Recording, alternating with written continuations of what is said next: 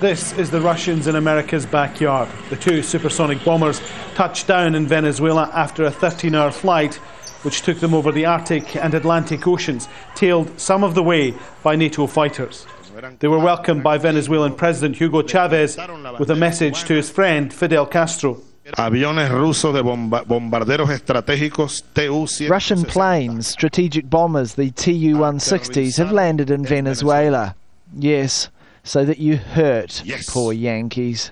Yes. I'll even fly one of these planes. Yesterday I didn't go out on them because I was studying the theory in a flight simulator. But so you know, I'll fly a Tu-160, Fidel. I'm going to fly low past there. The arrival of the bombers is being seen as a tit-for-tat move by the Russians, angry at US support for Georgia during last month's 5-day war, and the fact they sent warships to the region to deliver aid. I took the decision to send the Strategic Aviation Unit to Venezuela after an invitation from the government of that state. There will also be Navy exercises and others conducted in other places. In a further example of deteriorating relations between Moscow and Washington, Russia has demanded convincing guarantees that a planned European missile shield is not aimed at them.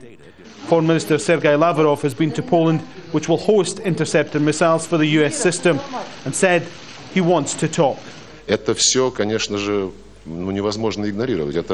All of this cannot be ignored. It's a breach of the parity safeguarding strategic stability. It represents a threat in a third regional position. Of course, it's obvious that our military has to consider this in its plans.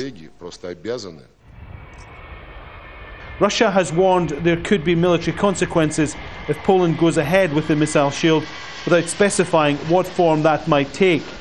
One Russian analyst says this conflict was born out of 9/11. The idea was that we make a grand deal, that we pull out our forces from Cuba, from Vietnam, from the Balkans, that we kind of allow the United States to fight terrorism where it wishes. We'll even help in Afghanistan. But in return, the West, the United States, give us our sphere of influence, which basically is the former Soviet Union. And this will be our sphere of influence in the kind of 19th century style of it. I mean, we can do anything we wish, and the West doesn't budge in, NATO does not budge in.